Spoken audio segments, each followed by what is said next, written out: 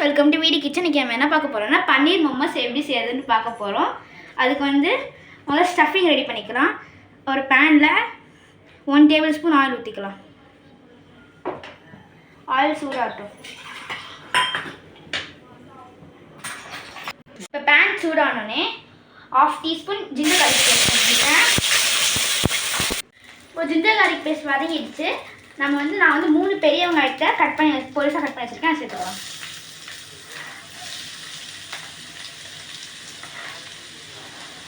நாளைக்கு வந்து 1 kg குவான்டிட்டியில் செய்கிறேன்.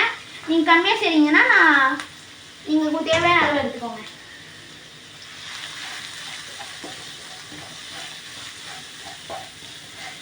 இது கொஞ்சம் நல்லா வதங்கட்டும். இந்த அளவுக்கு வதங்கினா போதும். இப்போ நான் வந்து 1/2 பெரிய கேபேஜ் வந்து ஃபைனாக சாப் பண்ணி வச்சுருக்கேன். அதை சேர்த்துக்கலாம்.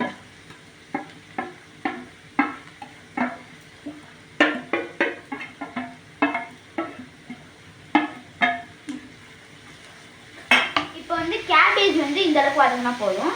இப்போ நான் வந்து 2 பெரிய கேரட் வந்து திருவி வச்சுருக்கேன். 2 பெரிய குடமிளகாவை பொடிசாக கட் பண்ணி வச்சுருக்கேன். அது உள்ள சேர்த்துக்கலாம்.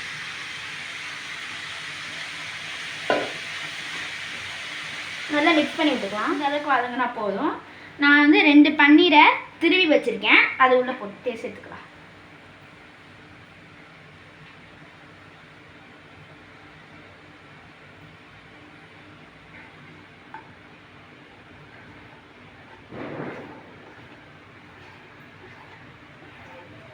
போட்டு இந்த அளவுக்கு வதங்கினோடனே நான் வந்து 1 table spoon chilli powder, 1 table spoon chicken powder, 1 table spoon garam masala, கொஞ்சமாக ஆரிகேனோ, கொஞ்சமாக சில்லி ஃப்ளேக்ஸ் எடுத்து வச்சுருக்கேன். கொஞ்சமாக சாட் மசாலாவும் எடுத்து வச்சுருக்கேன். அதை சேர்த்துக்கலாம்.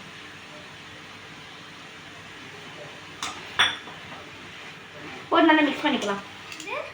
இந்த மாதிரி நல்லா பன்னீர் இந்த மாதிரி வெந்ததுக்கப்புறம் நீங்கள் ஸ்டவ் ஆஃப் பண்ணிக்கலாம். ஸ்டஃபிங் ரெடி ஆகிடுச்சு. இப்போ மோமோஸ் எப்படி ஃபோல்டு பண்ணுறது? இப்போ வந்து மோமோஸ் ஃபோல்டு பண்ண இப்போ பிசைஞ்சு வச்சுருக்க மைதா மாவில் ஸ்டஃபிங்கை வச்சு இந்த மாதிரி மடிச்சிருக்கலாம்.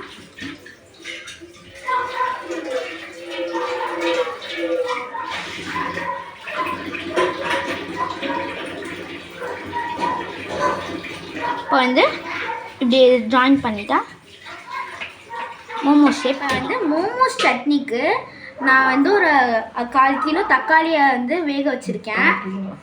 அப்புறம் வந்து ஒரு 15 வரமிளகா வந்து வேக வச்சுருக்கேன்.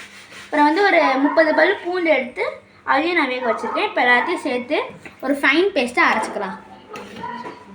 இப்போ வந்து சட்னி தாளிக்க ஒரு கடாயில் 1/2 டேபிள் ஸ்பூன் ஆயில் ஊற்றிக்கலாம்.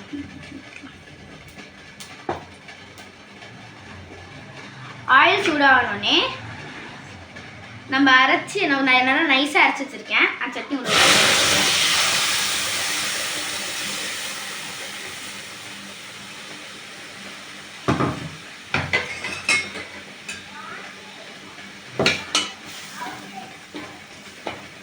வந்து உள்ளே ஊற்றினோடனே நான் 1/2 லெமன் ஜூஸை வந்து வச்சு வச்சுருக்கேன். அது உள்ள ஊற்றிக்கணும். இது ஒரு 5 மினிட்ஸ் கொதிக்கிட்டோம். இப்போ இந்த மாதிரி நல்லா கொதிக்கும் போது நான் ஒரு பிஞ்ச் ஆஃப் சுகர் போட்டேன். நான் அது வீடியோ எடுக்க மறந்துட்டேன். நீங்கள் ஒரு பிஞ்ச் ஆஃப் சுகர் போட்டுக்கோங்க. இந்த மாதிரி கொதிக்கும் போது நீங்கள் சட்னி ஆஃப் பண்ணிக்கலாம். சட்னி ரெடி ஆகிடுச்சு. இப்போ வந்து என்னோட சித்தப்பாக்கு டேஸ்டிங் கொடுத்துடலாம்.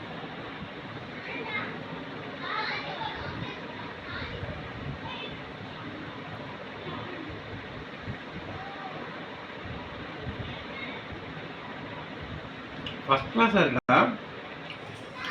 ஃபர்ஸ்ட் கிளாஸாக அருமையாக பண்ணியிருக்கிறீங்க. ரொம்ப பிடிச்சிருக்கு. தேங்க்யூ. சிறப்பாக பண்ணியிருக்கீங்க. இந்த வீடியோ பிடிச்சதா லைக் பண்ணுங்கள், ஷேர் பண்ணுங்கள், கமெண்ட் பண்ணுங்கள், மறக்காமல் சப்ஸ்கிரைப் பண்ணிடுங்க. பாய்.